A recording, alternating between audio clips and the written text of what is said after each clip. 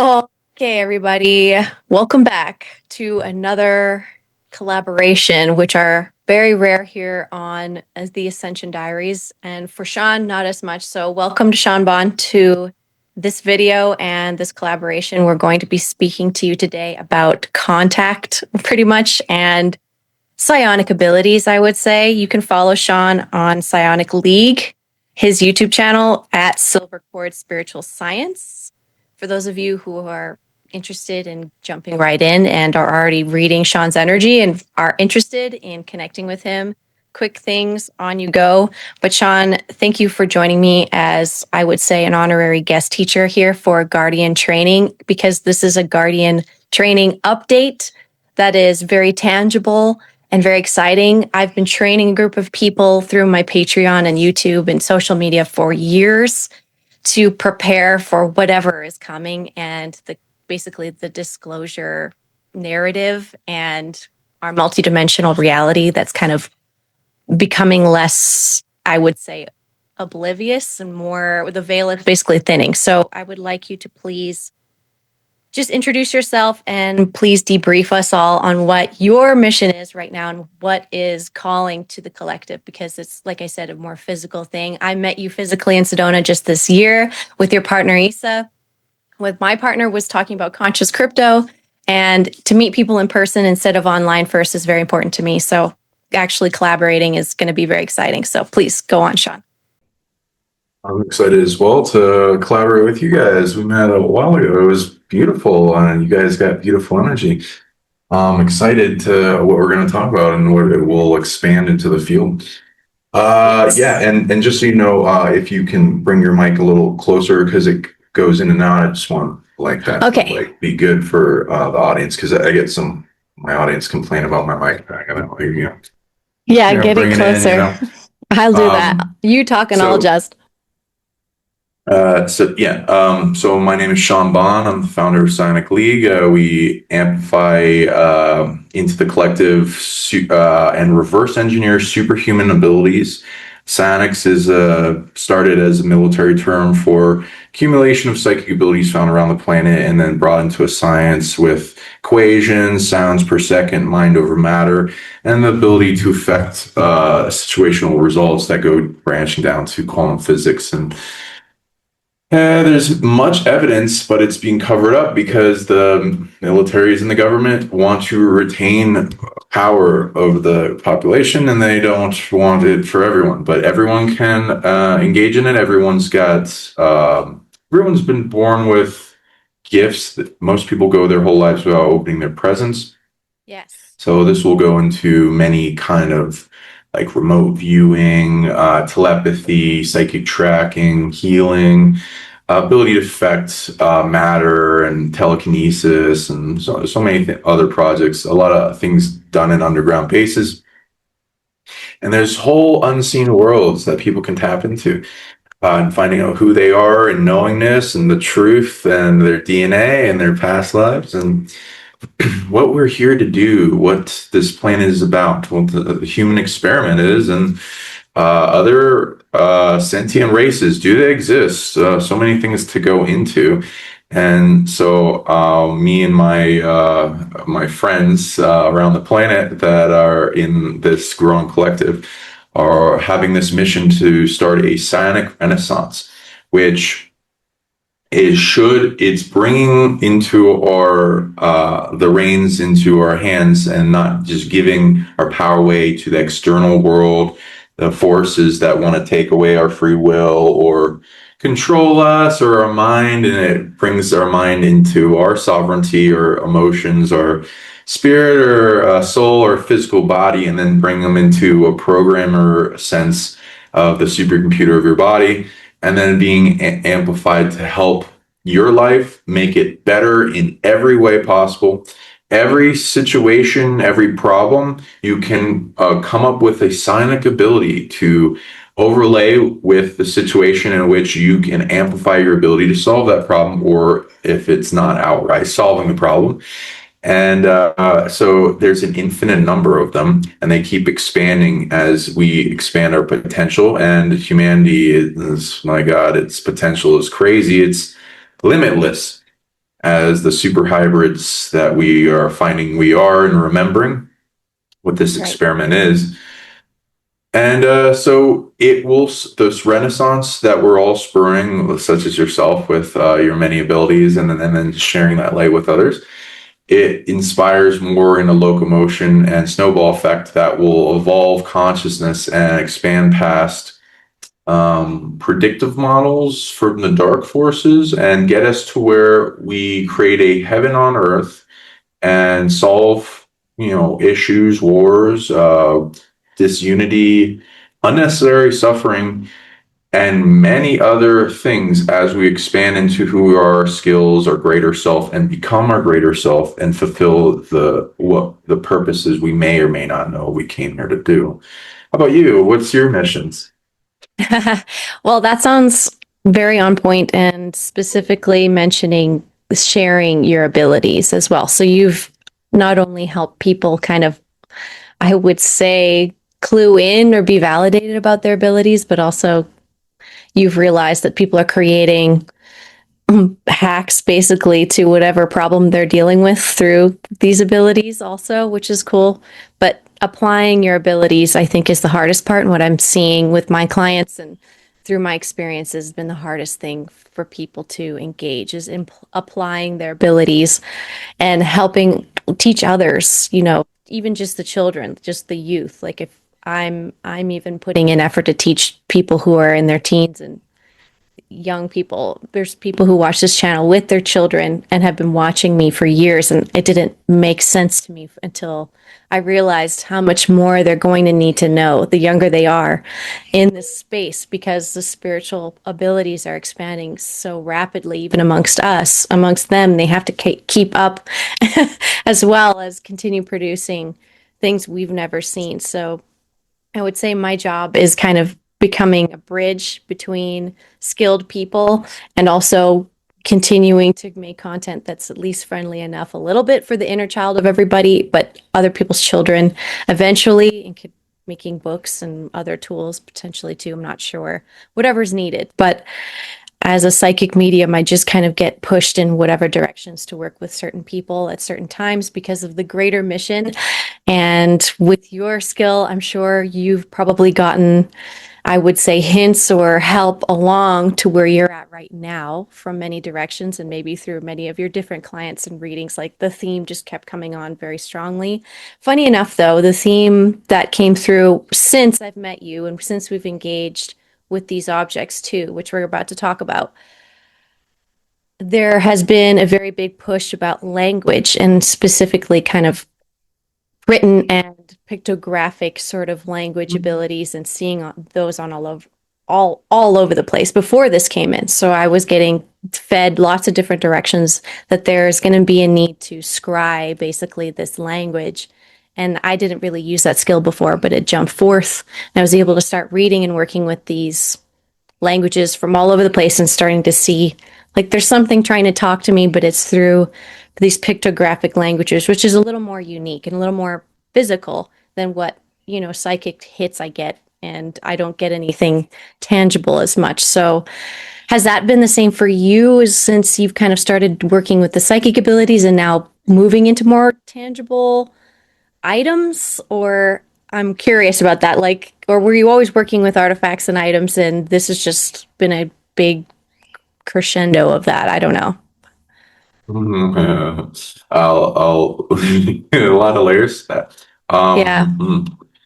Where to start? Okay, yeah, I've been receiving a bunch of help from people especially I learn how to turn on this psychic attraction ability that's like a yin magnetic field that brings things into a singularity, and learn how to amplify that in a circuit with the reality that I give back to in faith, love, and gratitude, and many Okay. other generators that you make feel safe in the body to like turn on, and then they amplify the hologram to react to you, and then you get past the blocks so that your soul family can unite with you. But also, in the beginning, especially more spirit guides. I didn't have many people around me that knew this stuff at all, and so I had to like, kind of climb up that mountain with it. But had a lot of spiritual experiences and beings show up to me. A lot of it in the beginning was torturous and a little painful, and a lot of Mm. attack. And so that propelled me to learn abilities to counter it and then learn how to defend myself. And because I was all love and lighty before, and I was like, I don't know why are they hurting Right. me. And then the source coming in and my dragon guide and higher self and stuff was like, you have the right to defend yourself from jerks that want to mess with you. And then martial arts, Okay. and then defending it, and then pushing that back, and sovereignty, and then protecting the space, and then seeing what worked in getting results. And then with that, I was, oh, wow, telepathy works. Oh, things Hmm. turn on my empathy to a large level where I could feel everything deeply. But in the beginning, that was bad because they're also Yes. programming me to absorb negative energy. So it was like torturous. So Right. learn how to turn that it's like both a blessing and a curse into just a blessing. And then so you don't get dumped on by negative energy and then overwhelmed, and then to where the empathy leads to greater knowingness and the translation and affecting what you can feel into in truth. And then with everything coming at me, I'd read into the energy information and then translate it and then get a lexicon and then go into the Akashic and things having to do with soul and past lives and DNA, and then learn more of the library, integrate that. And then there's like a bunch of temporal dilations where I was taken somewhere for a while and then put back as if I never left. It's a large scale and mind increase, which I know you have experienced. I can tell by your mind. And uh, yeah, and then meeting beings, talking to positive ones, all different types, psychic tracking them, looking where they are on the planet, going into relic species and mythological beings, seeing if they exist, going Right. through the DNA with the rare things there, and then angels and dragons and celestial, like planetary beings, and talking, all kinds of stuff. And then integrating that, and then it going to like accepting more of like the like you probably know like that weird like when you come across information of your destiny and your who you are and what you're supposed to do on this planet. It's like, oh boy. And then then Yes. taking up those roles and the power that comes with it, the responsibility, and then to going into the missions is a big thing. I love doing those. I Yeah.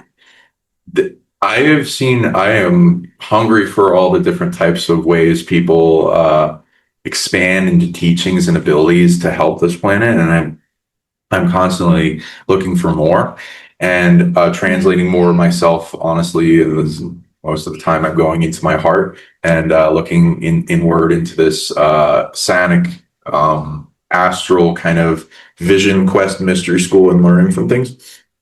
And my mission mission it's like a video game. I got it to the point where you can just translate things that are coming at you and what you want to do to get to your goal of your greatest self and defined aspects that you want to change. And it's like you can level up in certain aspects and then ask the authorities of the reality in that you're working with, okay, what do I got to Mm. do to get this level? And then they give you like a mission packet of information, and then you can do this and this, and then you translate the way to do it. And then what does it take? And do I have that ability already? Okay, I need this ability to do it. Oh, how do I earn that ability? And then you do something, and then all the things with esoteric anatomy to turn that on, and then you start practicing it, and then you Yeah. fulfill those missions, and then you get a trade back of either some type of upgrade, ability, defined quality, or sometimes they'll just give you like IOUs of energy that you can trade in later, which is kind of like a currency. I don't think I So answered all your question, no, but you're good. I yeah. have a question about that. So the authorities you're talking about, what other names could you possibly use for them? Like if there's like I'm just wondering, like if what's some other terms? Because would guardians be in that category at all, or is that Yeah. not? Okay. I just wanted Yeah. to ask. So a lot of the big authorities I'll apply my names to: Earth Mother, Prime Creator of the Galaxy, my source, my higher self, going up fractally, let's say the source to the source of all, like Prime Creator of the universe, Prime Creator multiverse, all that in the fractal branch. Okay. The founders, different, you can call them divinity gods or whatever. They're like lower G, for that are fractal branched off of the source of all, and Right. either given authority, like which are the positive forces, like usually light, neutral, even dark has like a job role. Evil kind of usually steals their shit. Annoying, but they exist. And then the sources of things, so the fractal branches of when a concept comes into existence, I'll usually go to those, like the source of love or of light, or a certain concept or ability or aspect of reality. There's other things. Yeah, different relic species are good at different stuff. The higher Mhm. dimensionals, guardians, I would apply for multiple species around the planet and the solar system, and like that fractal branch of the suns. The angels, archangels, source club. Um, there's so many things. Interdimensional things in There inner is. Earth, hollow Earth, as in the fractal space between atoms that holds a lot of infinite space of like ancestors and cycles of graduation. Go ahead. True. Okay, that was a good question to ask on the follow up there. So, yeah, I would say I was going to ask you what would you define as guardian, but you kind of, I think you covered that a decent like briefing. That's fine. And okay, so next question is so, yeah, so that was kind of your path on development, I would say, sort of a summary of your path of development. And then for this exchange of these things, it's interesting because I didn't I've never thought about it like that, in where you can focus your energy to a point where you have a goal. And then you were like, what mission can I do to achieve this goal? Like, how can I meet this frequency? So I like the way you worded that. So I hope people were listening to that part and maybe can give them a bit of a motivator, because the energy of the new year is coming. And so naturally, people are going to be making goals. And so I'm Oh yeah, hoping this will help boost that momentum as people are going into Capricorn season, or whatever you want to call it. But mm. the new year, quarter one, whatever you want to call it. And And a lot of so, people want to like find new relationships, lose weight. Do you know other thing goals that people like are most commonly like wanting to bring? Like, I'm gonna get a new job. I'm gonna act differently. I'm gonna what do you think people are I most mean, looking? I'm hoping this community that's watching this is like, I want to unlock this ability, or I want to go to this particular sacred site, which is, quite a travel or something like that. That's kind of the circles I'm in. So thankfully, I'm hoping those are the goals that are coming to mind. But I've been really encouraging people through this process to continue traveling to the sacred sites and connecting with the grid around the earth, to keep themselves upgrading and updating and doing those missions. So when people come to me for sessions, they tend to have a mission they're about to go on also.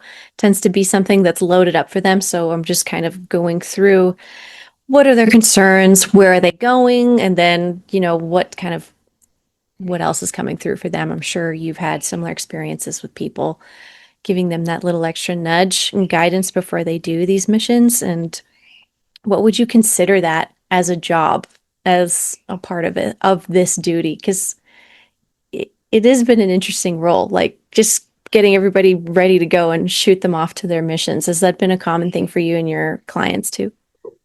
Oh yeah, I do that a lot. A lot of people ask for that too. It's Right. fun. It's like it's like give me my missions. So I Right. guess I'll do that more because I'm like a lot of people like grid working as an example is like a good, like people can go on a little adventure, and then they Right. find synchronicities through that, and sometimes the place that calls them is like this big magic, and they have like a whole new change in their timeline. They'll have like visions. They'll get this new power upgrade. Their whole life will turn around, especially depending on what they're wanting, or if they're like open to it being the most powerful thing at the time. A lot of people ask me for like something to do with their birthday, like their birthday place of power or birthday portal or something like that, and something that goes along with their past lives in Okay. their local area. Like, why am I here? What are this? Because there's reasons. Like, you can like ask for a whole list to come to you, and you're knowing this like holographic projection off you that like you can feel and see and hear and gain different senses information on. I'd recommend people train what they're most proficient in to sense it. Yeah. And it's like their higher self and source or that center in their heart is like a Jarvis that like an AI that does things for to help them and like, oh, what do you need? What get like bring up this. True. And you can have it list like there'll be a list of reasons people came here for to beginning. Like both this Earth, this realm, this the whole solar system thing in general, but also the Yeah. specific locations they were born in, why they moved to wherever they are now, the people they're with, what's in the area, what have they done there previously, what's unfinished business, Yes. things to integrate, soul shards from past life to reintegrate into remembering and getting abilities and authority and capabilities back. Yeah. Because there's like an amnesia. That's the difficulty game in this thing where we got to go through the amnesia barrier when we come back in here. Yeah. And what we can do locally, what we can do at a distance. Bigger missions, such a like the top of everyone's mission I've ever read everywhere is to achieve a new level of love that they can only achieve in a human body in this realm. That's like to going to the peak of possibility for love, which is what one of the cool things that we're gifted with as a super hybrid of over 10,000 races in a human DNA in suit technology. Yes. There Love amplifies everything. It's one of the oldest frequencies. It connects all things, and it pretty much bursts every ability. But and Hmm. then there's so many tech to that, Right. and then so many other things like they come in for evolution growth. There's like an ascension wave they can ride in every like different cosmic storm and pulse Yeah. from the infinite galactics and from the earth itself and freeing things up so it goes faster, the great remembering, the it's like a big healing that affects all their DNA lineages and their soul family and evolution that like rides the wave if we especially the bigger ends get it sparked up, releasing the blocks, freeing the people from the matrix and the mind control, and making Yeah. everyone stronger in immunity, the Psionic Renaissance, of course, and Right. um, freeing soul family. Some people are like kind of trapped in the game a little bit, as well as trapped in the void space from things Mhm. like big catastrophes, Right. bringing the light in to retake the planet, which multiple people here have done it before in other places. A lot of Right. people incarnating, especially the more awake, aware, and done a lot of the work people, are Yeah. royalty in other places and have high level of authority, and they bring a whole army with them spiritually. Hmm. Um, and this is a big game that's like a melting pot of the greatest light, dark, all chess battling for what will influence the rest of the multiverse because the whole multiverse has an anchor here for an outcome that will affect everything and also the antidote for evil. So all evil Yeah. can be resolved but and brought to a more cohesive, more positive, more evolving with lessons version of like a chess game between light and dark. I separate evil from dark as a thing. Right. And so this work and all of this basically reclaiming of ourselves that you've helped people with, and I've definitely come across what you're talking about with people. Same deal. Okay, so now you're physically somewhere and there's some really magical stuff going on in your life. And I'm wondering kind of how you jumped from into that position, basically. Like, how what you're doing right now, which I hope you will explain to everybody what you're up to right now and what your mission is right now, and you know when you jumped into that officially. So maybe that'll give people a bit of an insight on like I don't know when that last leap was or that last ascension wave was that placed you into this particular role. I would say that's what I'm interested in knowing. Like your timeline, where when did you get put here? And because this spot looks like you're going to be here a while too, like what you're doing right now. It seems like you're going to be doing this for a little while longer. Am I wrong? I like how you put that. I'd also like to know yours as well. Mm, sure. I like tend to like gain more energy infinitely, so I can take on more roles without giving Nice. others up, but like put more effort and focus into the things I'm passionate or the opportunities to like expand and soul family and explore and do things that will have the greatest effect. Um, are you talking about the last one I did, or like when it like really propelled me into this kind of concepts Yeah, I would first? say, yeah. How are you propelled into the role of assisting the Earth birthing these items, basically? Like, Oh, the objects. Okay, gotcha. yeah. Okay, so here, I'll just load my camera and then I don't want to give it I all can, away. I want to let you yeah, give sure. us the detail. So like all these objects, I guess I first started tuning them out, like I found about them from Nassim Harriman presentation. I saw that was leaked a while ago. And back when like I think it was like 2012-ish, when I found about the concept of these ancient artifacts that are being found and dug up in like places like Mexico. I think they're going to be found all over the world, especially near pyramids or mountains or up place of power, especially when you know where to look. And we've been finding multiple locations all over. And sometimes the farmers find them when they're plowing their fields, and a lot of them are very Catholic. So they're like, oh, devil, and then they throw them out. So it's like you'll find them in the garbage, some of them. And some people like brought them out from those and like would buy them off them. Right. And so I met another person later. So unfortunately, like Nassim Harriman stopped like going into that because the farmer that contacted him about that after it was leaked got killed.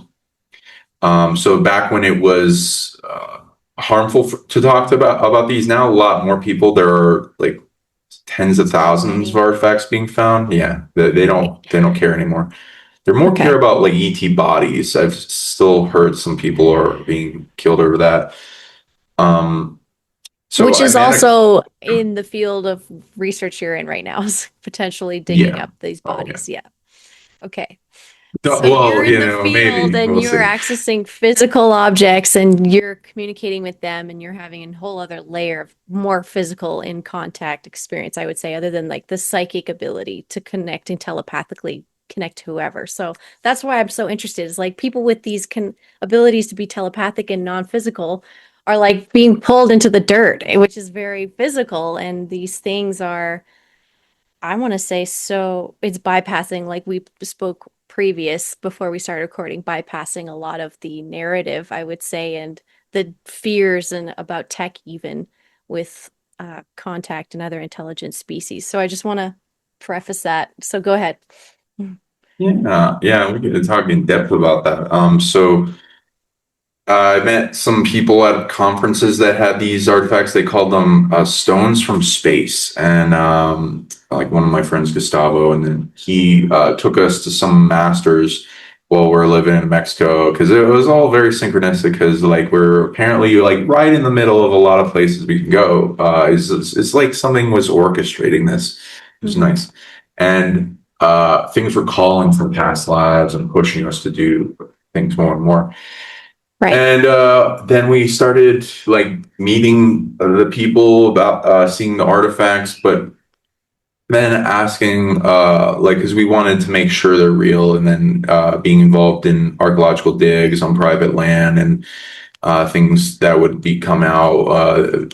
And whew, we go into things skeptically. We like to like prove things scientifically and like film, like go into virgin soil, mark the growth of the plants on it, big stones, all the things you have to move, breaking through roots. And at this point, like some of it's Right. more towards the top of hills is like the less you have to dig, but like some like 5 feet, 10 feet down, and there are different layers of civilization. So some going to clay pots, and then you go down more, it goes into more ET artifact type of stuff, and Yeah. things that are hard to believe. And it feels like the Matrix is breaking apart, like the global narrative is just like crumbling. And it's like, holy fuck, it's real. And you like when you're breaking through roots, and it's like the pain, the sheer pain of the ass to fake this. Like Right. the amount of like, and some of it is like under big rocks, and some you got to really break. And like, oh my God, just like, what is it? Doing like a shoveling or pickaxe through that, it just reverberates your hand. It hurts, causes Yeah. blisters. There's fire ants everywhere.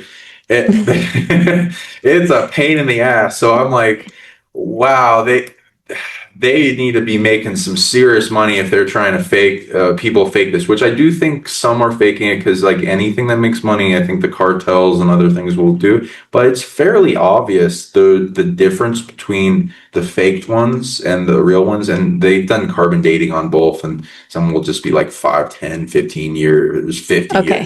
max. But I that though and then the real ones 1,000 years, 10,000, 18,000, 19,000. I've heard somebody did 30,000, but I haven't seen the work on that one. And like resin between the crystals, like put together, and there's definitely an Yes. energy difference. The more easily Yes. faked ones are like crystal skulls and stuff, but we got a bunch of those and we actually film pulling those out of the ground. So yeah, I'm leaning towards it's real, and since there's so many tens of thousands again, and they're not one is the same, that would be retarded if you're trying to make a bunch of money, and like it would be easier to just do a factory output, do multiple molds of the same True. thing, and then put that around. So and the very things they're made of is a little crazy. Some like limestone with iron oxide, and some of the iron oxide is like blood, which goes into like enchantment abilities. Right. And some are like these like like God, my brain right now. They're Oh, they're multiple like a matrix of, composites. yeah. Yeah. Like that you like how you'd make concrete, but not that easy. It's like a liquid and then you form. Some of the stones are crazy. They're not been found anywhere else on Earth. A lot of them glow in the dark, so for fluorescent minerals, and like a lot of polycarbonates are glow, but they glow very slightly and for a short amount of time. These glow for a long period of time. Some are like calcite, and some will glow green or blue or red, and they're some will be fused with the stone, some will be from a powder. Even some of the dig sites, there's like this I don't know, tombeish sealed a rock infused with a kind of concrete in between that glows and glows longer, so it's like some kind of polycarbonate, and it surrounds it. So there's another way to like indicate where they are if you find this kind of white rock around that. Okay. And it's very interesting where they're found and how deep, and some like are through big stone slabs that like extend really far, and they're pain in the ass to get through. Like I was saying, it just reverberates in your hand. You get shocked, and like your arm freezes up, and it's like fuck, I gotta wait a bit, and then and nobody else wants to do it. So, Oh. so it's like, I guess I'll do it. Okay. But yeah. They needed you Um, specifically for your labor abilities. yeah. Yeah. The Psychic thing and of, strong. We need both. Yeah. Isn't that funny? And how tiny we're were they when they were burying these things? I'm curious too, way back if they were, or however, because like you said, they're tucked underneath roots and all of this, and underneath slabs of stone and these large boulders and whatever. So, what's your theory on how they even got there since you've had to dig them out from there? Like just from way back in time, or like, and there's just trees and rocks on top of it now, or what? Yeah, so not many people know this, but like I've gone to like over 100 pyramids now, and like every other weekend when I first like got to Mexico, I would go to a different pyramid. And it's like Great. how many like more of a first tour guide asked, like how many pyramids do you think are in the areas of Mexico? And it's like in Mesoamerica alone, he thinks Right. 10,000 plus pyramids have been found and with LiDAR and all this other. And I'm like, fucking what? Because nobody talks about that, and that's like that A lot of changes stuff. all aspects of civilization of what mainstream thinks about it, and like Yeah. we're super lazy or there's something else going on. And I Hmm. think there's pyramids all over, and including like it's hard to dig in like the more northern areas because when soil's cold, it sucks. Um, Mm, but I think they're like Bosnia is an example of like one of a more northern pyramid, and it has like fulvic runes in it that point out to saying things like stargates and weird things like that. And yeah. yeah, so I think our history is crazy different than what the narrative says about it, especially with how many I've seen and what they depict. There's all these other races that are involved in Earth, and what I track back, like Right. well, and DNA confirms that. So I like to take each aspect and see what it says. Um, Okay. uh, geez. Going into your question, what is the history of how they got there? I'd say Like from your point of view. Yeah. some on the more top layers would be buried there to hide from conquistadors, but Mm, so that means multiple civilizations inherited stuff, right. and some were still buried from various times. I think there was multiple points of either hiding from other sort because there's wars and all that kind of stuff. Some Totally. of the civilization numbers are crazy, going into the millions for like Mayan or Aztec.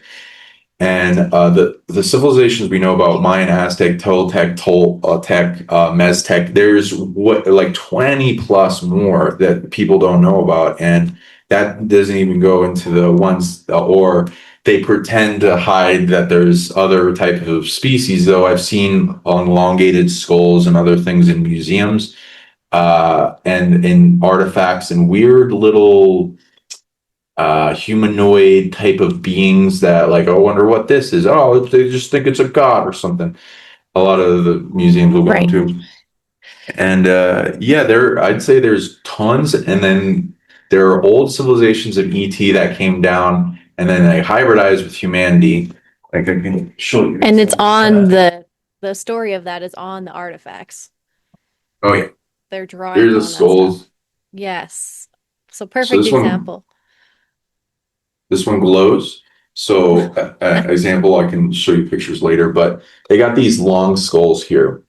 And there are multiple, I found so many of these long skull types. They seem to relate to Sirius, Sirius A, B, Alnath in the Taurus, and they have a bunch of colonies all over. They seem to have expanded quite a bit. And Yeah. some of them will have been all over the planet. Some I'll see in Sumerian garb, some with wings, some with other types of body forms. This one goes into a mermaid type of tail. So that also goes into they've made their species work on multiple terrains. You'll Yes. see this mouthpiece on a lot of them. And some will either be depicting a mouth, so it could be a chin, but sometimes the guard is over the mouth, so that could indicate a mouthpiece for probably the older generations of them, to where it's like an atmospheric breathing kind of apparatus. And then it turns into like the Egyptian chin uh, beard kind of thing Right. for The like little, royalty. yes, the little goatee thing. There's a UFO. They got little orbs that they hold in their hand, which is interesting. Nice. These, Nice. if anyone in your audience wants to try, These crystal skulls are alive. They talk to you like energetically. There's a big spirit in the side. I recently woke up the main spirit, but these little guys, they're actually big. They Yeah. appear to me all around in like a vision quest, so they can talk to you pretty easily. You can see through them, and they got little tridents. So this like goes into mer people as well. Yes. Um, This is perfect. I'm glad you're showing me this piece because I've been seeing the trident symbol the last few days over and over. I'm like, what's going to happen? What am I going to see? So interesting. And nice. Sirius came in right before our call too. So I was like, oh, Syrians are going to be mentioned. I have feelings. So that's two for two. So that's good. But what I want to explain and maybe just encourage other people to understand is that you have physically engaged, not only engaged, but located and stewarded over a lot of these pieces that have been found technically in Mexico, the country, right? This was in Mexico, all these pieces. Okay. So that's the location where things are centralizing right now for this particular uh, revelation, I would say. And then when you've engaged with these pieces, whenever it was that you kind of, what year it was that you started or whatever, you can let me know if you remember. But when you engage them, you increased your ability to communicate with them and then the beings that are associated with them, right? Because that's what I experienced very unexpectedly. I wasn't expecting to handle these things. And then have them visit me, the different species, like you're saying, that were hybridizing and stuff too, and running around, all the different kinds, talking to me. That's how I knew this was very legit because I've worked with lots of stuff. And to me, it was just almost like, oh, great, here's our thing, and we want to talk to you, and let's talk about, and let's get things moving. And like that same feeling of, we need to talk about this, we need to share about this, we need to communicate, and it's not scary, like just get the things in people's hands even because then we can communicate with them in our way too. Like, is that how you've been coming across these items with, and Oh, like, has that been happening, yeah, to you? okay. Yeah. Yes, more So so than I am, so please go into it. Oh, thanks. Yeah, you've got a lot of experience, so I'm like, I appreciate your opening the field for this. Yeah, Yes, I've thanks. been visited by ETs quite a bit throughout my life, especially like the Merthyr Gray type beings. There's over 4,000 types of grays. Some are Right. negative, some are new, a lot of neutral. Some are really positive, like the Merthyr, like go into there. You can look them up in the Russian species book that was leaked by the KGB and some other That's cool. um, books that categorize a whole bunch of ETs. They're very emotional, intelligent, strong. They're part of a council of five. Uh,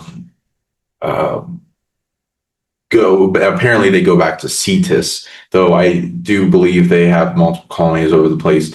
They are very interested in humanity, as in where them and other species have like different wounds and things to resolve and drama.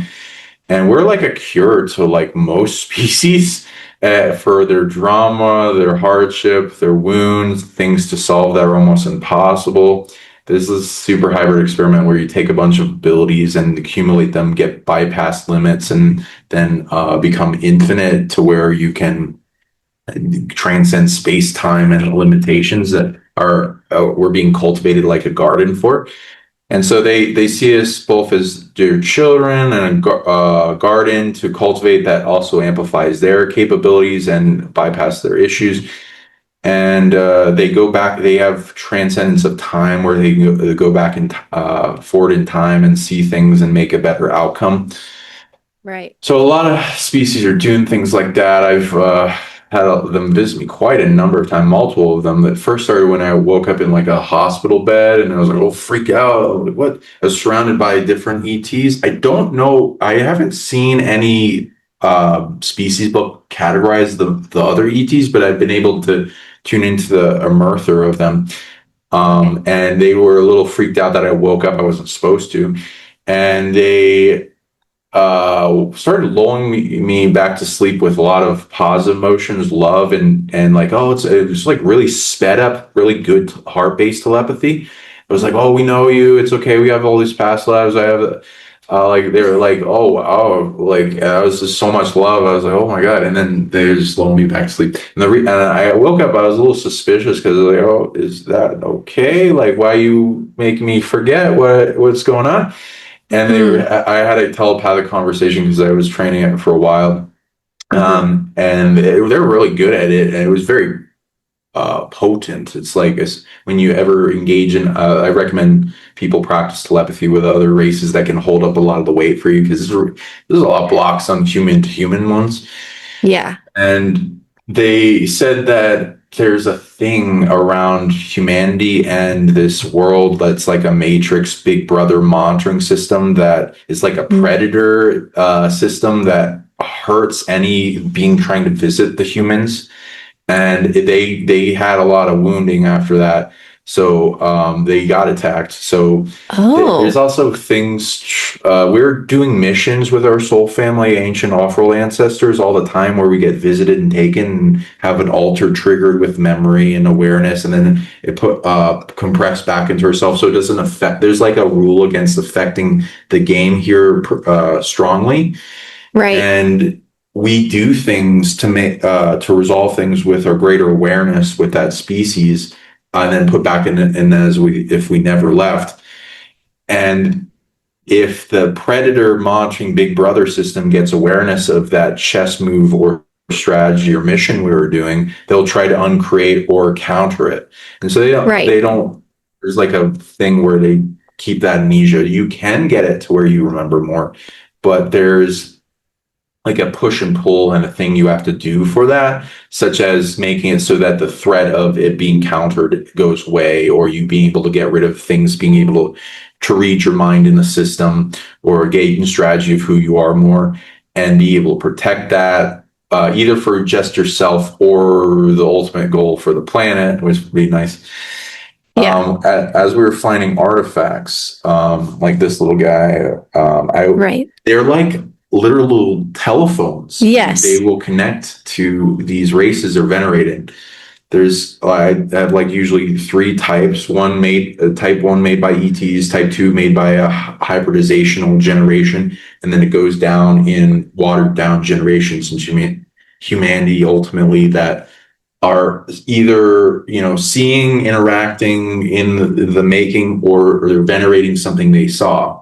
And the older ones are way more powerful, but either way you can connect and track and tap into the signature frequency of the being either venerated or whatever, and track back their species. This species and Yes. a lot of them have added their genetics to humanity, Yeah. and they are in inner earth with like little civilizations, with purposes, why they're here, positive, negative, neutral. And a lot of the venerated ones are positive, though I have seen ones that are like a god of destruction or something, and they're Right. venerated for like reverence and that reason.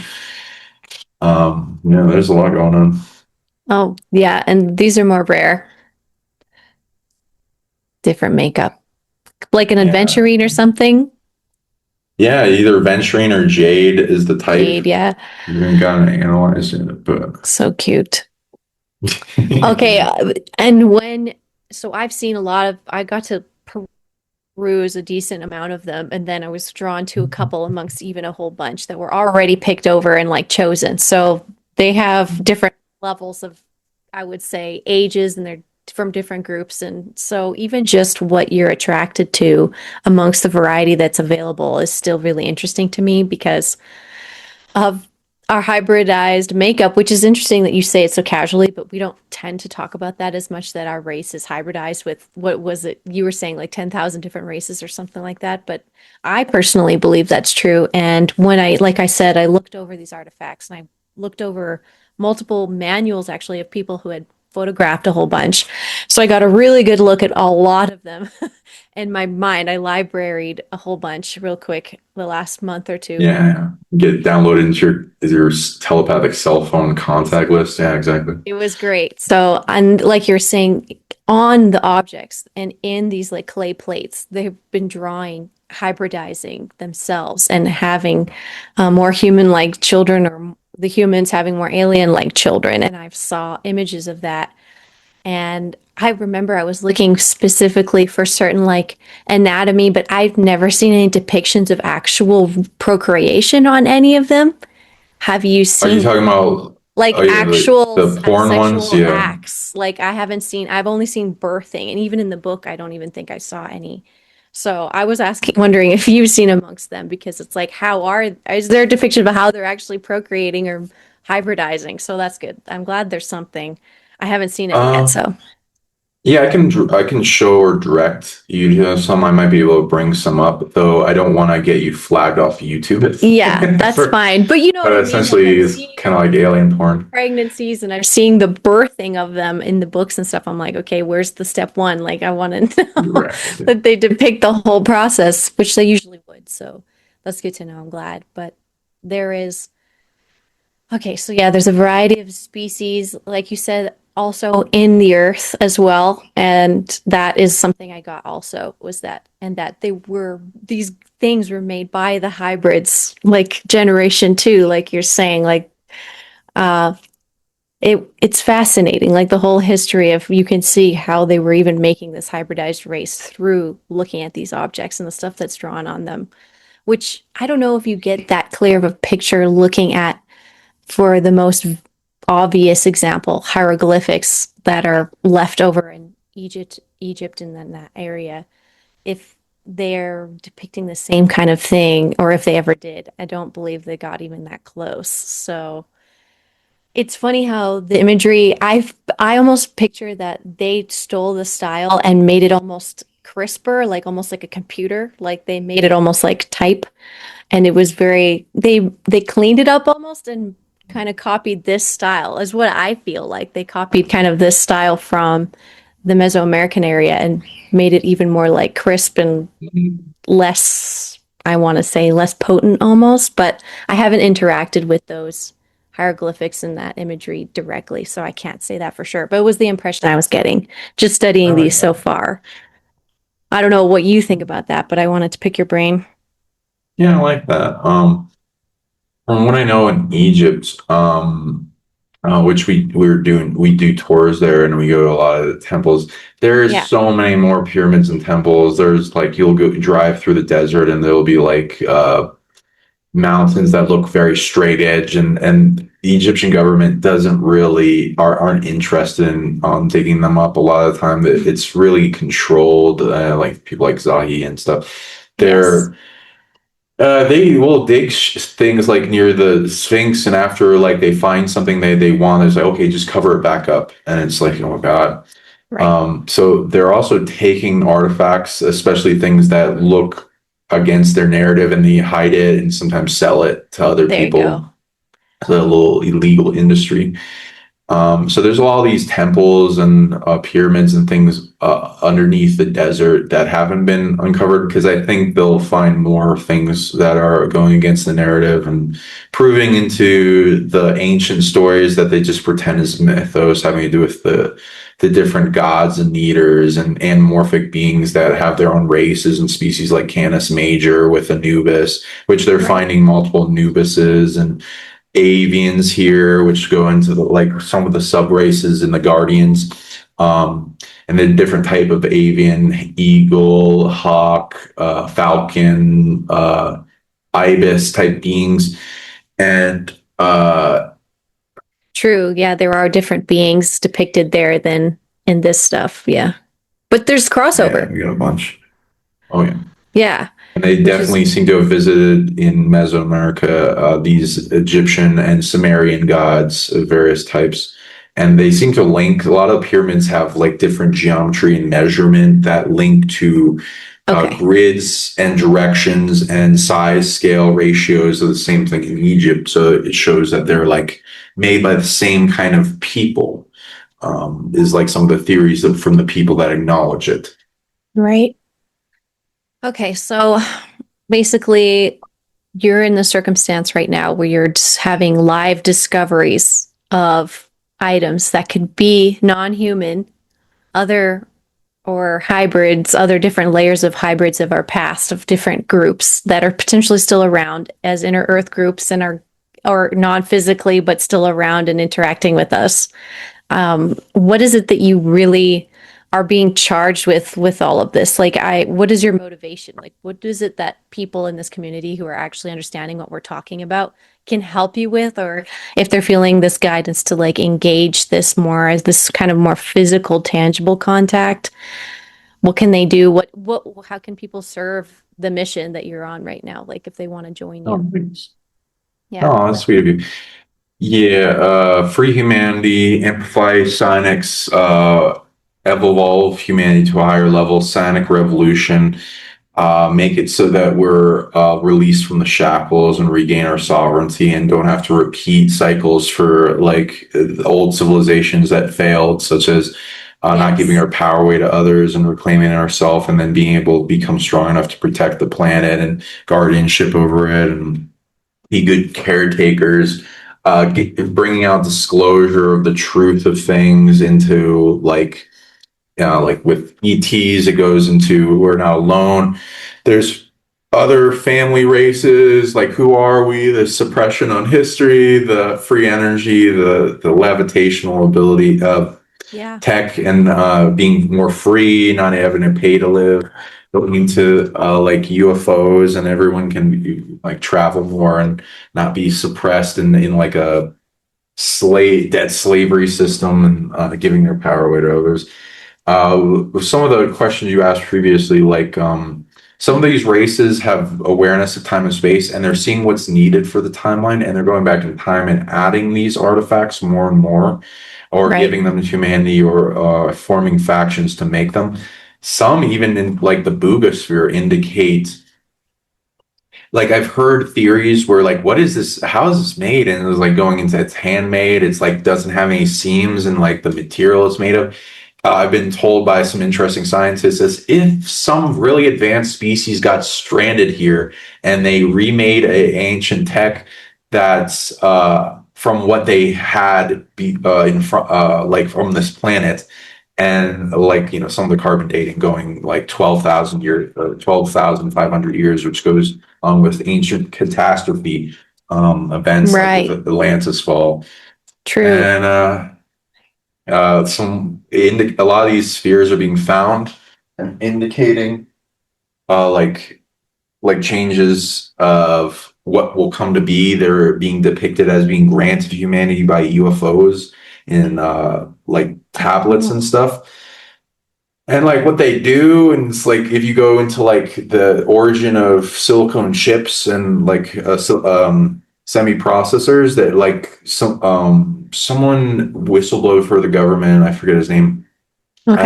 that they got chip designs from reverse engineered ET technology. So then you're finding tech artifacts with these kind of chips on them that like have advanced type of crystalline like window kind of Oh wow, that one's cool. Yeah. quartz and like some black kind of substructure that goes deeper into it, because like I'm looking at this and it looks like a window to go something deeper, and some have optic cables in them, and I'm not sure about this one because it might even have optic cables on them. I'm a little weary to dust it off to like go deep, Right. but some of them I'm like, oh shit, this isn't just like some black thing like these dots, that this like Right. goes into it and has some hollow nature, and they're like advanced tech that will like I can talk about that too, because this ship like Yeah. these artifacts will talk to me with Yeah. booming telepathy like that, Yes. like reverberates in my inner ear, and we'll have like whole conversations, and it seems to lead to some interesting things. And same with the Boogosphere, it's shown to have a mission of different types of energy and signals. It seems to be relaying a signal to some other place and, Mm-hmm. and receiving, and it responds to stimuli. So it shows forms of intelligence, but we're trying to figure out if that's local, like within the chip, like an Right. AI, or if it's just receiving commands. Oh, I It, see. and True. there's like all this different tech the scientists have explained with it on how it levitates, and it's powerful. Now there's all these spheres that like venerate those type of objects. They have the same type of thing. Uh, this will be venerating that ancient tech that's seen, but this also these have their own type of looking design to them that is not the exact same thing. I've seen so many, and they sometimes have a crystalline programmed intelligence in them, like an AI, and those will talk. Like I'll show you this one Well, example, that orb you're holding, that was like quartz, right? That looks like a piece of quartz. Okay. It just looks and like it it was glows. transparent, like it's actually entirely a quartz. Okay. Just making sure, because that's what people are digging up is literally like carved crystals, which is awesome. And Exactly. they would store info just being a crystal themselves. So just having all that extra is just so cool. Very useful. Yeah, so some of the objects, so like Japanese mythos goes into when an object becomes over 100 years old, it gains a soul or spirit. That's the mythos. I do agree that a Oh, lot of the times it's true, especially if it's venerated. Now, yeah. these are ancient now, but they in their inception have been programmed with either some type of advanced technology, sometimes an AI intelligence, but most of them have some type of spirit in them, especially if they're venerating an ET. And it's linked to it have a little soul shard that links to the spirit of the ET, Hmm. and it a lot of them are dormant because they're like in a coma. There seem to have been an interesting invasion that happened with the conquistadors spiritually. Like a bunch of spirits came along with them from apparently the Vatican. So I like Yes. Catholics and Christian. I grew up with that. I'm not against that. It's mostly the infiltration of the Vatican and Satanism and this Lucifer army of false angels, and they seem to be Yes. dominating the place of power, the objects of power there, and suppressing. And then like it's 99% Catholic over there now. So there's a thing with that. And so they're suppressing a lot of that. And some of those false angels, which are made from stealing parts and pieces in a grid with a big predator, stolen parts from real angels, that needs to be resolved. Yeah. Um, that steals parts and pieces from the spirits, the divinity, the fae, the different things that Yes. are over in Mexico. And some of the artifacts are still awake. They made themselves resilient and strong, but some of them need to be restored and brought back to life, and then they respond to you more. And they're powerful. They emit rare energy abilities, psionics. They can upgrade you. They'll grant visions. They'll give you some amazing dreams. Like Yeah. this crystal skull is just like 50 pounds. Ugh. Oh my God. It Yeah, it's bigger than I thought. Yeah. Look at that. very very powerful in this one. It gave me some of the best dreams ever, like telekinesis, teleportation, levitation dreams. Perfect. Uh, there's all these symbols on it, different beings, UFOs, mer people. Let's see, yeah, mermaid tail. And yeah, well, the dirt's coming off, unfortunately, but so there's like a DNA helix that goes down this, and a Thoth-like being and a Anubis-like being here. Wow. But but they're intelligent, they're strong. I do agree that they get stronger with more crystals near them. I do think there's way more than 13. Many different species Yes. beside humanoid too. Right. Yes. So basically, everybody needs to open their mind to the fact that there's a lot more. There's a lot more races running around, and there's a lot more artifacts of like to fill in those gaps, even just to even tell those stories that just aren't being understood yet. That's what I was noticing. It was like you need to know that these guys work with these guys, and that these guys worked with these guys, and these guys helped these guys make this stuff, and you guys got to. These guys are underground over here, and that's the information I was getting in that these guys are non-physical and they're walking around and they're just waiting for you to listen to them and like all this stuff. And one imagery that's on there that's funny, even though it is the elongated skull beings, but one imagery that I've been looking for a long time is angel mermaids because I'd seen a mermaid with wings basically and was like, I need to see, like, you know, traversing all mediums in a way. Like you can fly and you can swim. It's a metaphor. But now it's like, oh, no, this is the first time I've actually seen any angel mermaids on anything. So it's also nice for me. Like I've waited to see that. And it's so vivid and interesting too. Like it's not even boring. It's very like stylistically interesting, which is awesome. It has more to it than, you know, a humanoid angel mermaid. It's more. Yeah. So that's cool. And it's carved on a stone skull that was pulled out of the ground, could be 10,000 years old. So another important note. So why do you think out of all the people in the world, why are we being pulled to work with these objects? Because I didn't grow up in Mexico personally.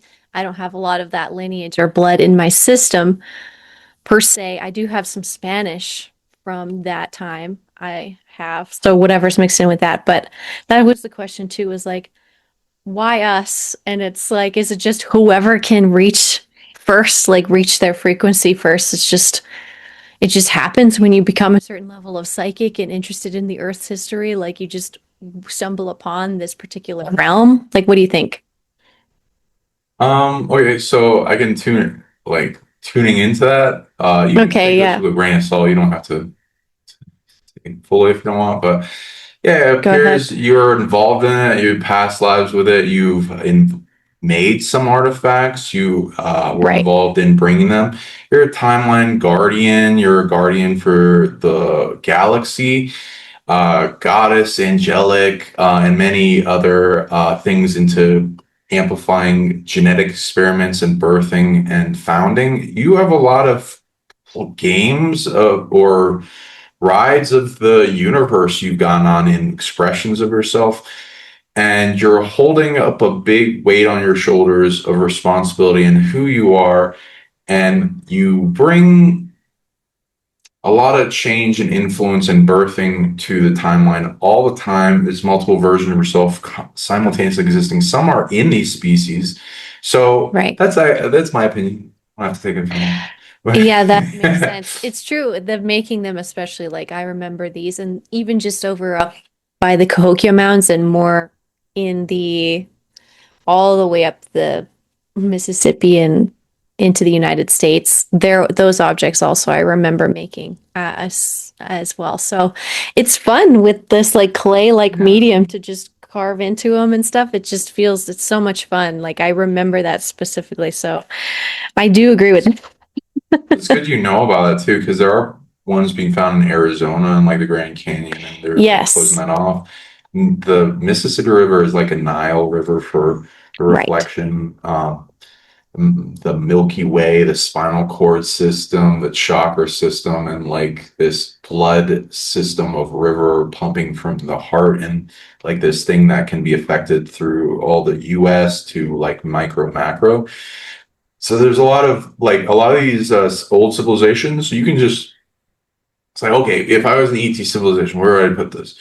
Right. A lot of rounded pyramids, a lot of round waterways, places where you'd set up a civilization and build up so it thrives. Hills, mountains, marked by different interesting megaliths and stones. Some super big to where, and they're like stacked on each other and like so. But a lot of these places are, there's people that don't want you to dig there, so Yeah, it depends. And so we go on private land specifically, but which is a yeah, blessing. Like that, there's still even an opportunity yeah, with the private land, which exactly. is so cool. Here's a mer person. So there's multiple types. I've Yeah, been in, wow. right? They're talking like I love that. Exactly. Now, this star is used Mayanly to describe Venus, so it might Oh, perfect. represent a thing having to do with Venus, though. I have tracked back different mer people of different types, including sirens. When I was tracking back relic species, I would telepathically message them, see if they responded or got any information. And Okay. I found this siren collective near South America, and they were very strong with their telepathy. It was like booming, and got to like, who are you? How did you find out us? And then they passed me up the line to their like high Right. mystic. of their species, and then I got their trust and helped them out with some things that they were working on and traded with them. And then they sent me this spirit siren to work with me, and it was very strong telepathy, and it was giving me a big upgrade I can feel in the room. It was like a ghost siren essentially. Wow. And yeah, they're like so the conch shell for communication with people and the representation of the East and West Seas. And there's a lot of mermaid Oh, legends in Mexico that we got statues of mermaids. There's right next to me, like a mile away in the town square, the main fountain statues of mermaid, and it's like a legend of somebody that met a mermaid and it was enticing them to come every night, and it was singing a song, and wow. they people kept telling him that it would try to like take him away or eat him or something. Right. And there's like things like that, and a lot of them have been turned into cautionary tales. I don't know how accurate that is because some mermaids, well, some of the sirens will eat you, but Yeah. some of them will just breed with you. Some will breed with you and eat you. Some will not. Right. Some are nice. So this is like various types.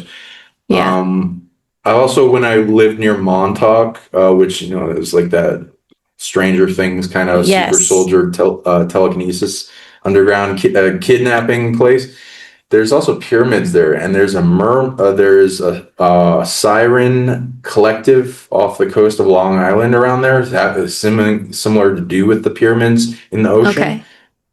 And like people can look up Sauce90. He's like on Instagram and some other places, and he has video, sound, evidence of sirens so you can hear their song. It's Okay. beautiful. And they followed him to shore, and they'd keep like showing up to him in his dreams and visions and like calling him forth. And there's like some Cyrus like being an ankh, a bird, a Merkaba, a pineal kind of cone, and some interesting symbols. And I it's think all speaking these over it too. symbols, That's so right? cool.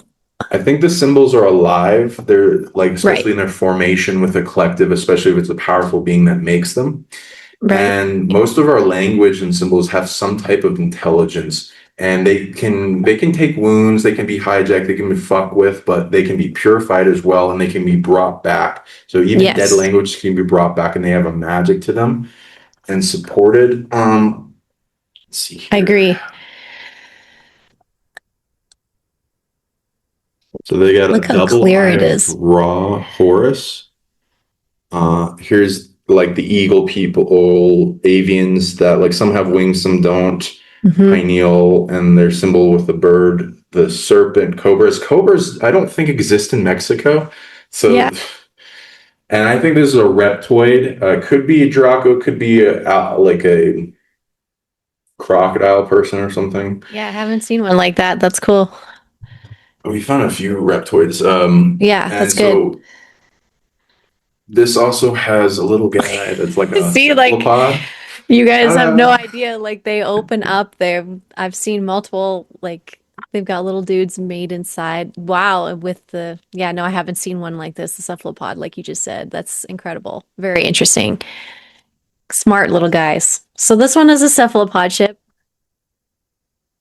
yeah, exactly. So I can also show you videos. If you want, I can share my screen, and I'll Yes. show you a video of like some of the artifacts go like deep. They can there's like Posting all the time. Where should people follow you? Like where they can see whatever you're finding and just is get warmed up, maybe even just what you're doing. sure. Where would be best for that? So I'm on Psionic League, YouTube. Right. Sonic League at gmail.com is my email, sonicleague.com. Sean Bond on Facebook. I'm also on X. It's like Sean Bond Sonic on Instagram, Sonic League. And yeah, I'll Perfect. post all these artifacts and tell you the description that nobody really else is doing besides my girlfriend on what these things do and the advanced tech. So some of them like are advanced technology. Some are like emitting light. Some will Right. go into like a solar panel where they react in a mechanism. Some have magnetics. Some go into dowsing or pendulums or like divination. There's been like older Ouija boards and chess boards and kind of weird looking games found ways to communicate, summon ET diagrams, and like you're saying, like the process of co-creation.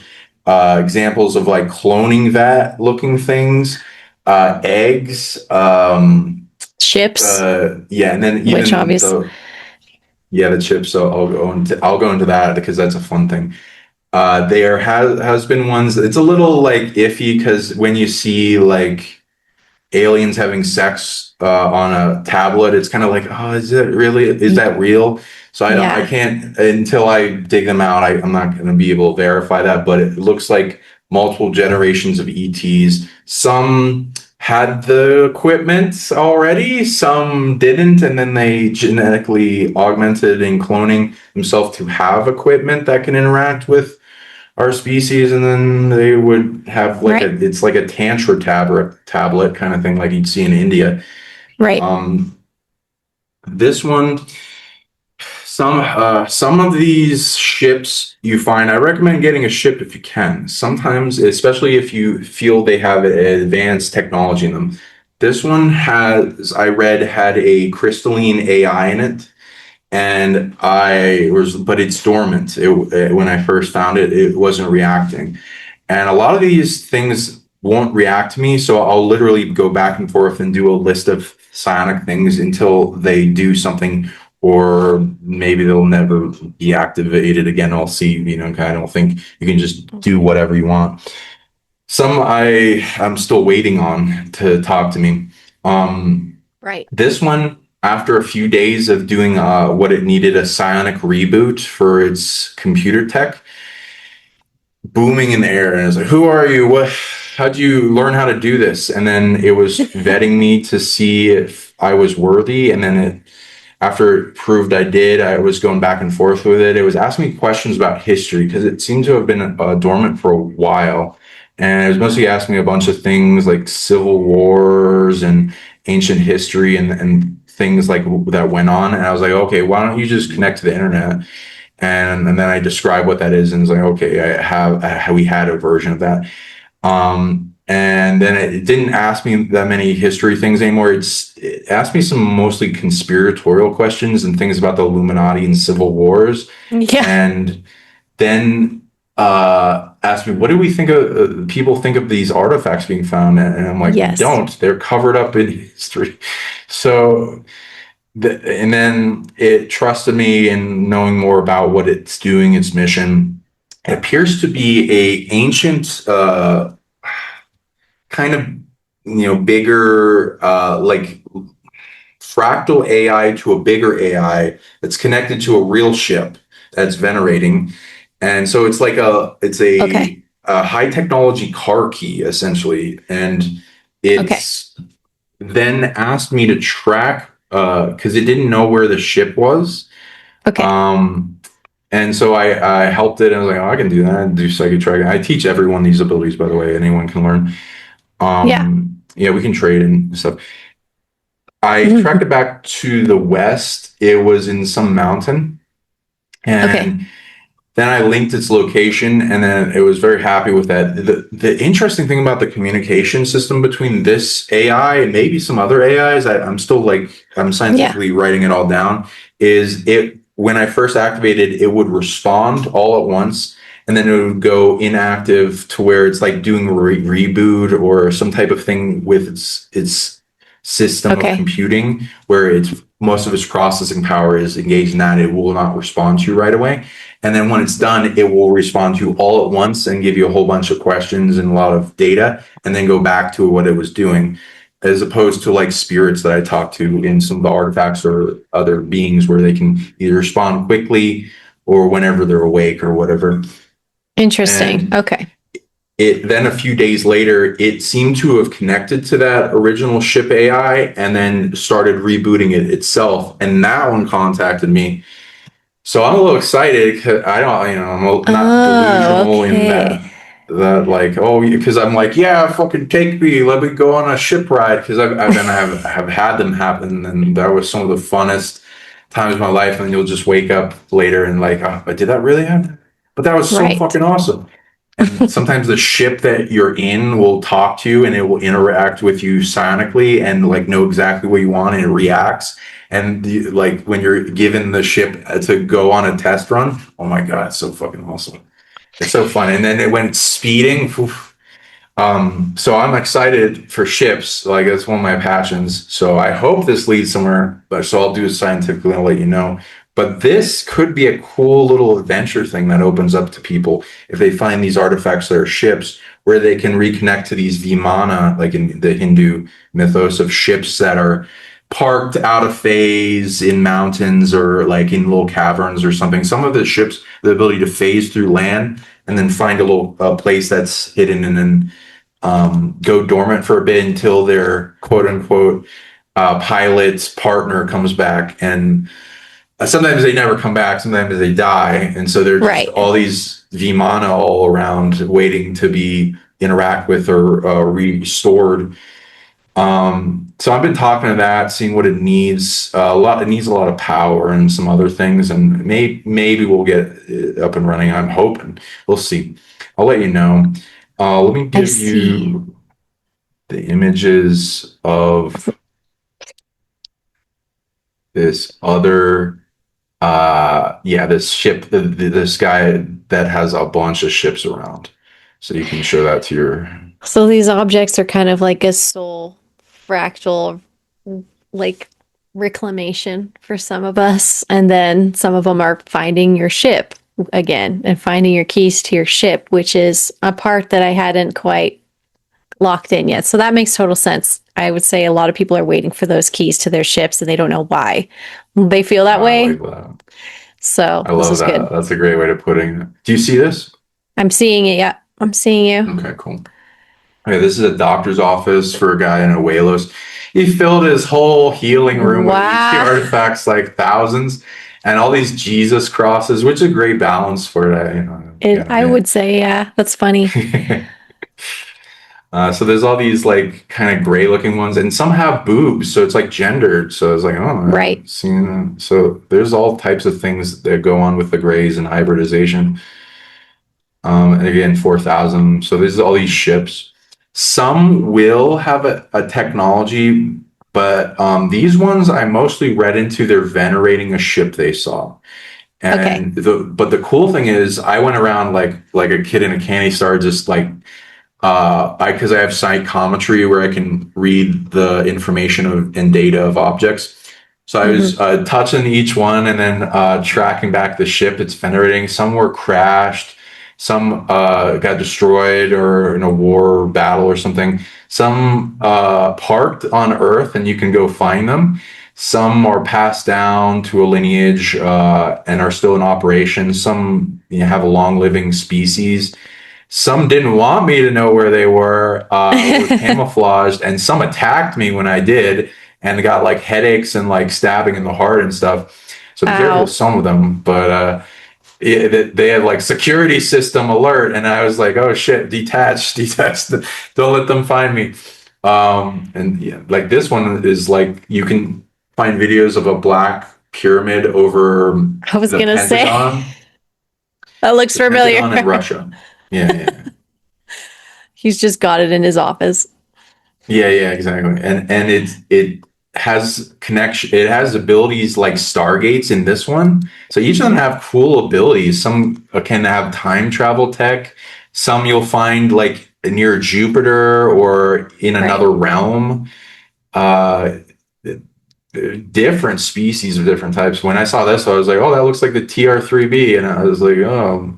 But then when I connect to it, because I thought it was fake at first, and I connected. Oh, okay, we actually do replicate things from ET. So I would say there's probably triangular crown. Right. Now, what do you think of this ET right here? It looks like I know. I'm looking for somebody that might know where this is found. And these little cufflings here are interesting. But this little guy, he kind of looks like Shrek. I was gonna Um, say, there you go. I feel like a claymation cartoon I saw as a kid or something had something like that, but I can't find it anywhere. I don't know what the hell. Okay, everybody, if you know what that is, let us know. Yeah, comment below. And there's these little rockets with people on them that have been covered similar to with Ancient Aliens. Man, this guy's got quite the collection. This is great. This one that was around Jupiter, and we got ant people too, which The you know ant about people, them, yeah. Yeah, the Arizona area.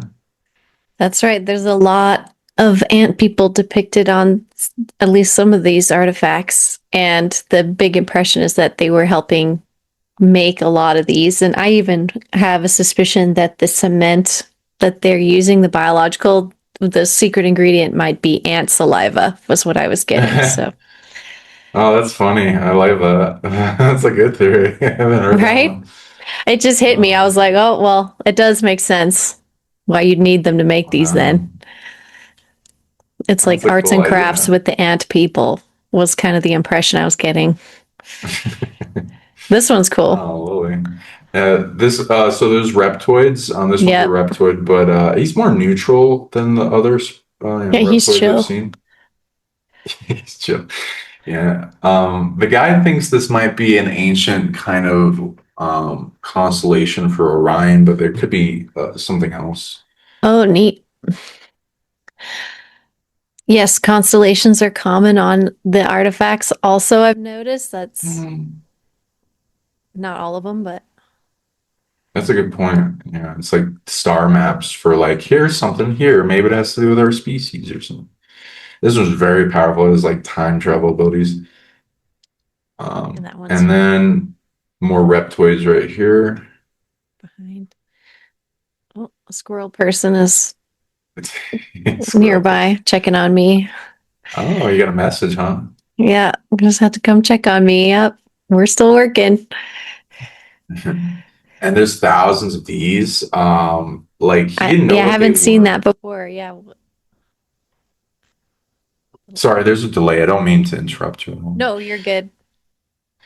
Yeah, like he didn't know what they were. But when I felt into them, I was getting the information that they're made by people to venerate every time they saw a shooting star or a UFO as like a little prayer and a wish to the gods. Okay.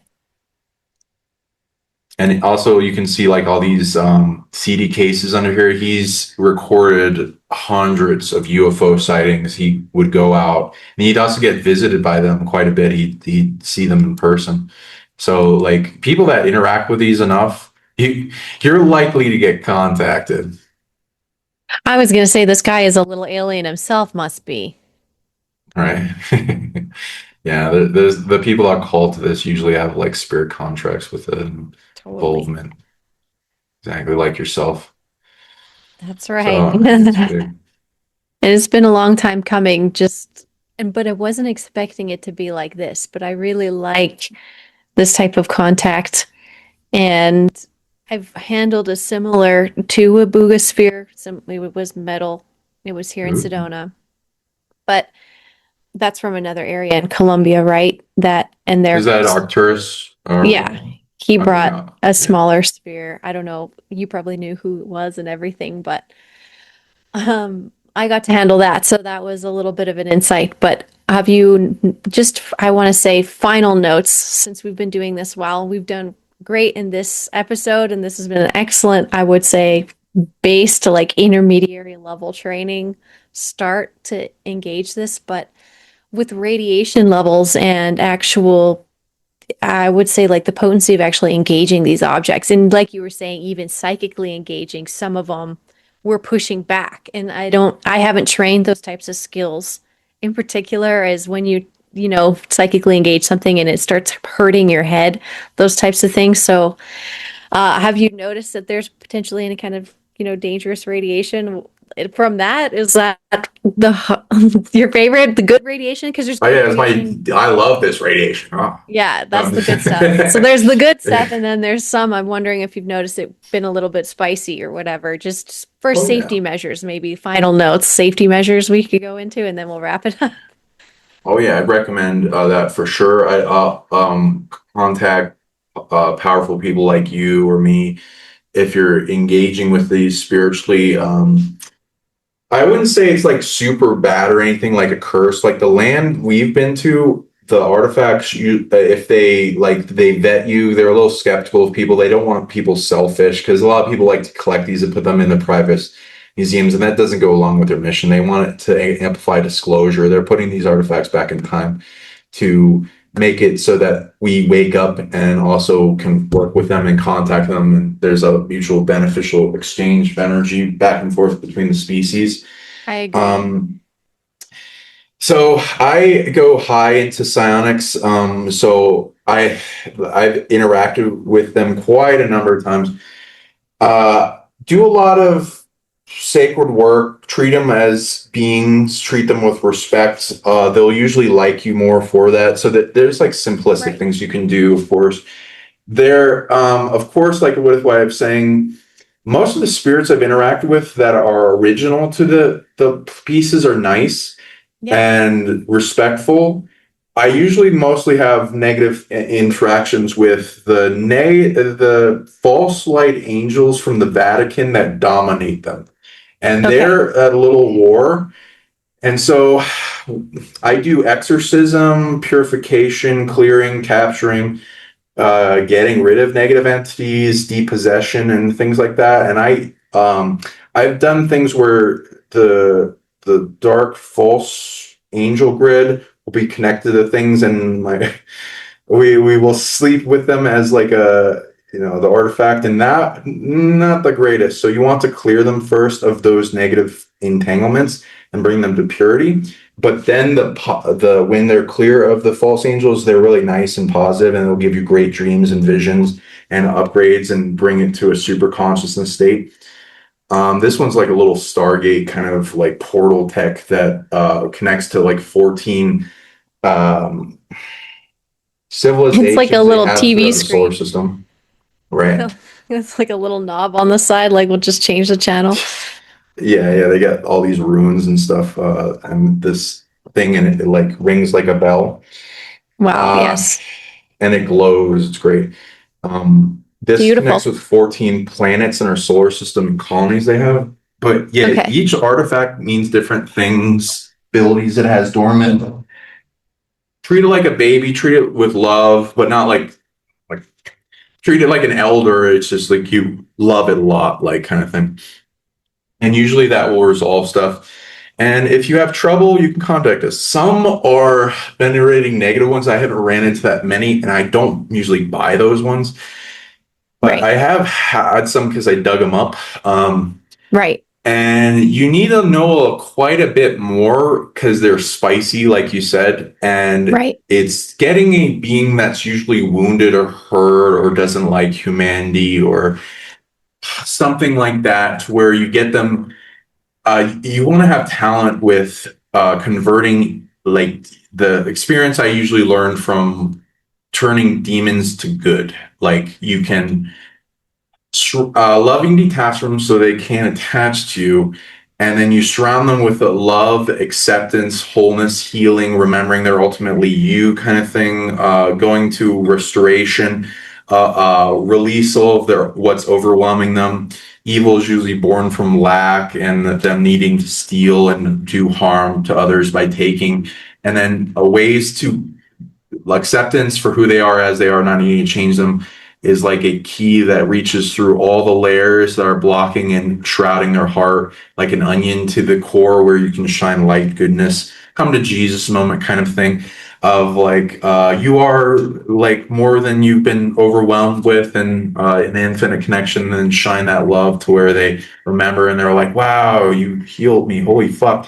And then Yeah. there can be like once there's boundaries, there can be like a commerce exchange of support, and then getting them to where they don't need to do that pathway anymore. And depending on their situation, how old they are, how powerful they are, what's enabling them if they're in a dark path, what's possessing them, because even spirits get possessed, or like they're, if you can read into their core of why they are the way they are, you can pull those threads and unravel the evil system attached to them. That is not their pure state of being. So you're bringing them to their pure state. So unraveling that sweater of evil. Excellent. That's really helpful. Really, really helpful, actually. Very easy imagery. I work with that very well. The major theme, I would say, especially since, October 31st and when the veil was thinnest, was again breaking these contracts as well, even in bloodlines. So people are working on their own bloodlines and then taking on objects and other people's, stuff is something you have to be conscious about, not pile on too much stuff with your to like handle. Basically, I know you're curious, but archaeology can get people into trouble sometimes if you don't understand the spirit world. And so I'm glad that you're here guiding people through that. Thank you again for all of your advice and all of this insight and sharing your discoveries with us. And Since you brought that up, it might be good because if people are going to be inspired to do this, so I want to help them with that. Yeah, when interacting with the artifacts, it's kind of like going to a place of power. The place of power is very strong. Like it's dealing with stuff, of course, but most people can't really help it that much with that unless things that they're specifically good at. And so purification and unity and resolving the system of drama there to where you bring the light, neutral, and dark and evil to unity so that it amplifies is the best way to help those places so they can be strong enough to where they expand their place of power and then emit more a second. And when going to there, it exposes what we're ready to release. And then that you're like letting go of the things that are finite, blocks, negativity, illness to the place of power, and they can turn into something useful for themselves. And they then expand you to your greatest self that's deep in your core, and you're letting go of like that false self as you embrace that infinite. What is required to embrace that infinite is letting go of the opposite of it. And so you're letting go of those like layers of an onion pulsing from your heart, detaching. And I recommend doing that with when you go to any pyramid, as well as with these artifacts, especially when they're at the state they are. The dark side will be attaching to anything in us that is of a negative heaviness that we're ready to let go of, and it will reverberate it and make it more apparent in our reality. And so if we're letting go of that faster, it will make it the whole process seamless, and we'll be upgrading with it. And then the darkness will release and go away eventually. And then we can expand. There's there's I don't know how many, over thousands of ways to activate these artifacts, and our intuition can expand into that and restore them, and then they can trade within us in karma. When you're going to these dig sites, we always do a big ceremony before we get the land and the spirits and the artifacts to like us. We do work for them. We bring them wholeness, soul shard retrieval, purification, depossession, clearing. A lot of them humans have like an advanced soul, more advanced than most species, something to do with our experiment. And so other species, some don't, some have little bits of soul or barely any soul, but every consciousness has a spark or a seed or a dormant oven for a soul to expand and grow. Most beings ascend through like spirit. And so the soul is more of a source, divinity, angel, kind of club experiment creation thing. And we kind of take it for granted with our words and like, oh, everything has a soul kind of in our mind. But it's different than a spirit. They branch off each other. It's like a backpack, power center, superpowers, memory, experience, untapped potential for evolution, all this kind of cool stuff. That's why a lot of the things want to steal it. Don't give away your soul.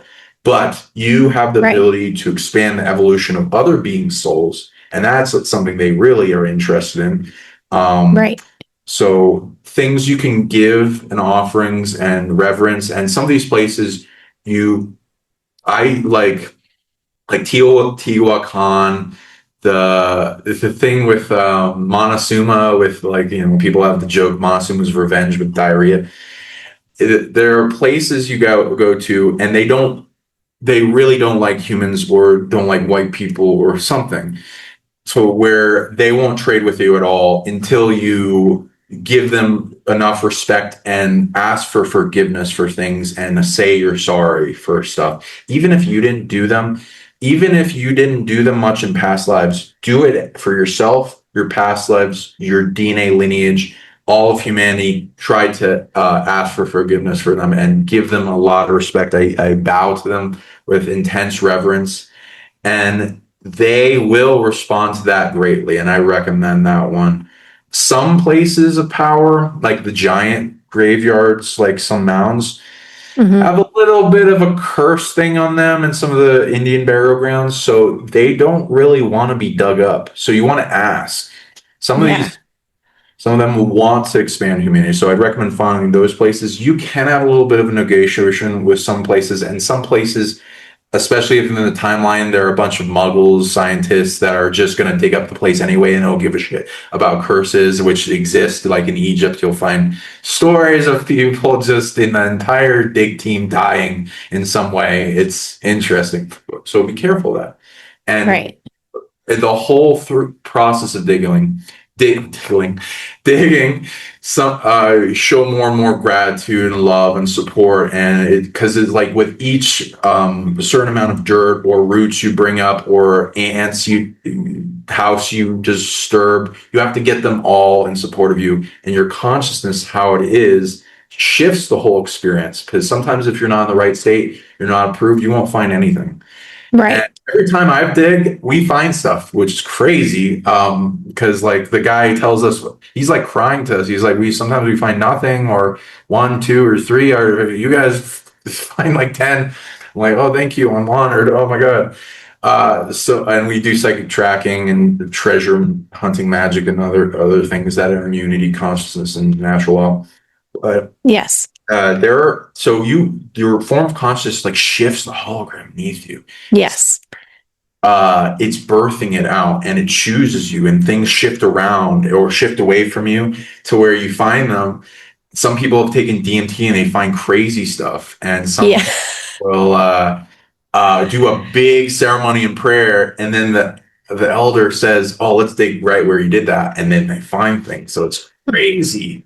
So I think there's a whole Okay. science and it's magic kind of thing that can be tuned into this process that we don't even understand how this earth reality works to that level where, like, if you imagine this whole hologram of everything out of the Schrodinger's cat box of what's observable, not Yes. observable, can be shifted. Yeah, I think you can do that with the ground, and I've even seen like rocks being pushed up from the ground, like they're not like stationary, kind of a birthing thing.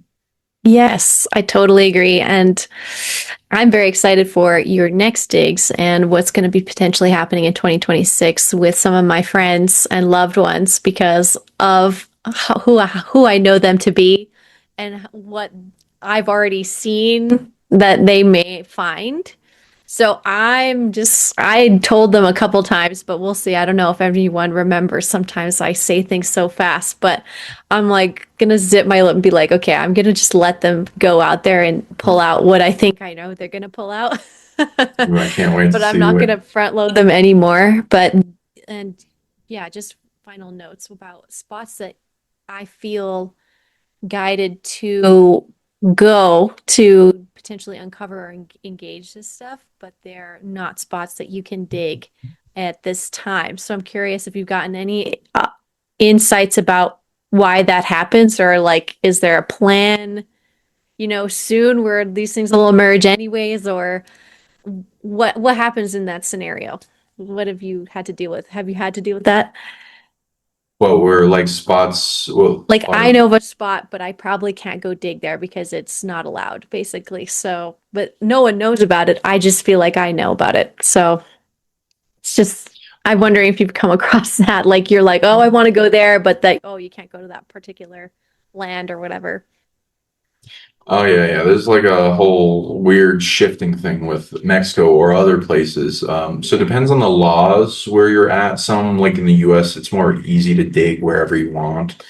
The government's a little authoritarian over here, so they claim everything's theirs, and if you find gold, it's theirs. And same thing with Egypt's really bad. Like if you find any artifacts anywhere, they they confiscate your house, and they don't give you anything. So there's no incentive to find anything, and so there's a whole black market of it's just kept secret because people don't want to lose their house. So that's really stupid, but it's good if you want to suppress and you're evil. It's government.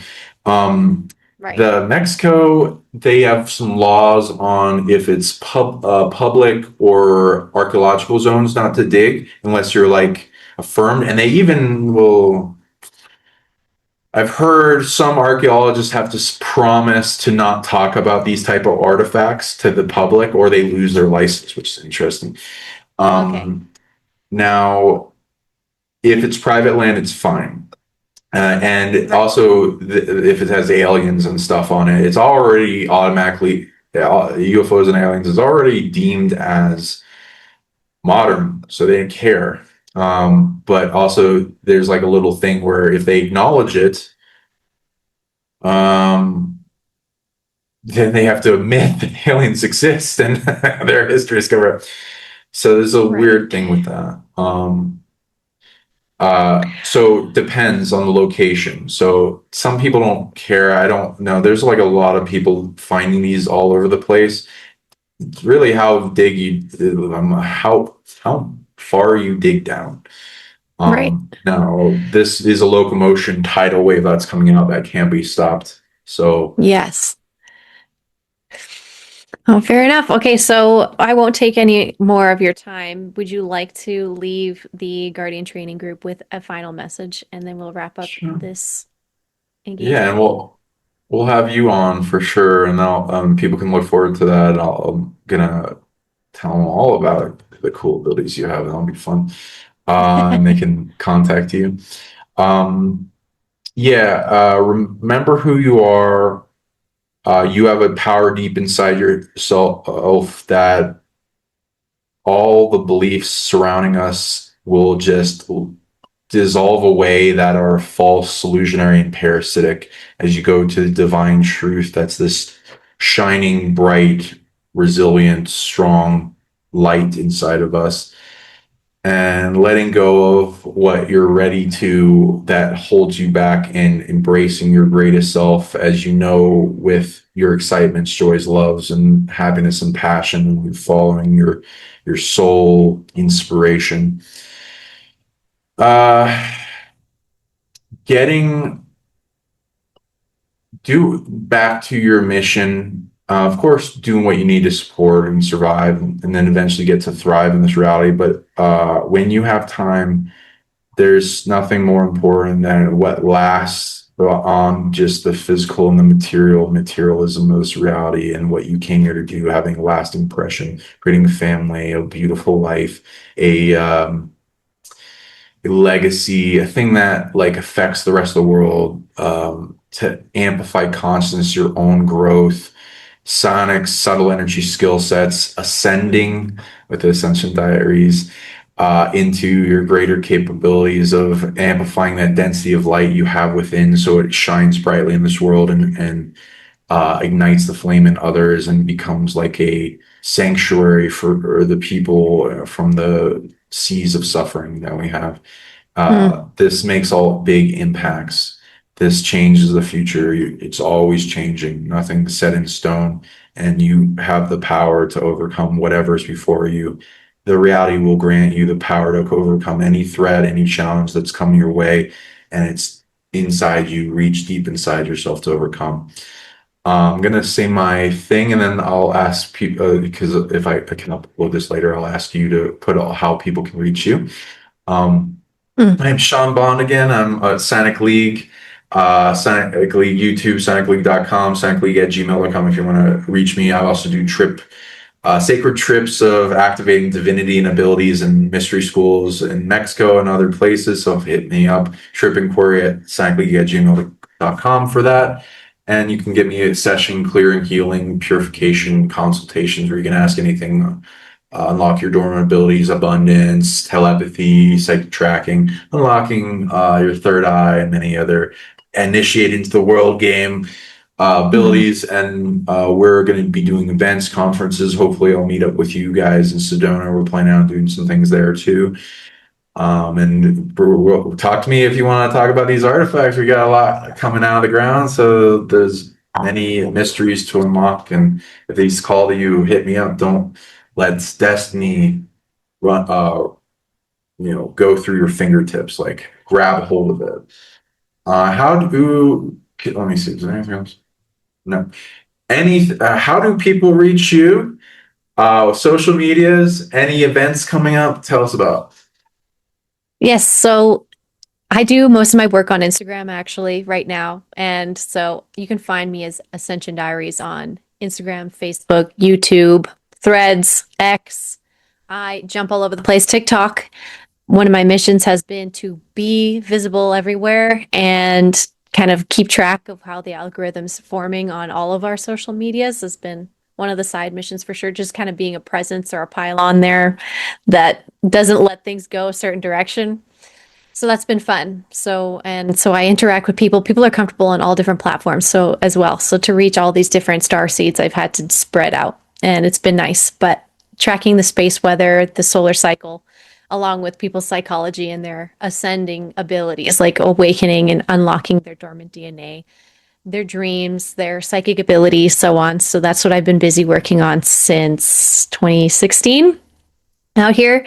And yeah, so if you want a session with myself, you can go to ascensiondiaries.com and you can schedule me for a psychic mediumship soul reading and upgrade, whatever it is that you're looking for, really. If you resonate with my energy, I'd be happy to work with you and meet you. We're supposed to resonate with each other's energies. So just like he was saying, just go through the process and actually initiate contacting me if you feel like that's a good idea. I'd be happy to help. But the mission has moved along, and like you're saying, more in person events as well. Here in Sedona, it's easy for me to attend other people's events and conferences that they host, and I often do. So if you go to these events or you want to, just let me know you're coming here and I can hang out with you or come to these events too. It's good networking for me, anyways, to keep coming to the events and hanging out with all the other creators who are brave enough to go on stage and teach what it is that they've learned and developed so everyone else can learn and develop much faster. And that's me. That's my goal, definitely. So thank you again. Thank you for doing this with me, and I'm grateful for all of the connections that were made in this video potentially. I'm we did it. I'm proud of us. Thank you. And good luck with the 2026 part of your mission because it's going to be very interesting. That year of the horse energy is going to make people probably more initiate into engaging you, especially with your I was going to ask, excursions. what's up in the weather coming Yeah, up? exactly. The space weather right now. Yeah, what's coming up in the weather? Yeah, exactly. So much is coming up in the weather. We have a sunspot actually turning towards Earth facing right now that I was just seeing them talk about today on X. A lot of the solar weather, the geophysicists and stuff are all on X, so I get to watch all their real data. And then some of them pontificate further on what's actually potentially going on and maybe some of them would dare to say the sun is conscious, but most of the time they don't go in that direction. But I'm able to scale all of their data and then apply it to, and the sun's talking to you and it's doing this. Oh yeah, Hello. let's do that on your show. Let's talk about the weather constant and then the planetary consciousness and what it's speaking because I love doing that. No, Exactly. not enough people are planetary oracles. This will be Right. fun. I've noticed that too. Also for people out there in the audience, Mm, we're like, let us know if you're interested in us speaking at conferences and mm. things or trades. If you want to list anything in trading, I like people like you don't have to just like for me, I'm not all about money. So if you want to trade Same. abilities, if you want to Yeah. trade video editing or some other talent that you have, maybe we can find a way to support each other and expand in our skills, whatever you want to list. Yes, I'm happy to trade also. The economy of getting to trade in this particular field is way more fun for the most part. So way more interesting things come in when you open yourself up to trade. So I love it. And yeah, I'm grateful. And I do guardian trainings every month. I do at least some sort of live stream where I give some codes and I do some channeling from all of those layers, cosmic down to whatever little ETs are running around whispering in my ear that week or whatever.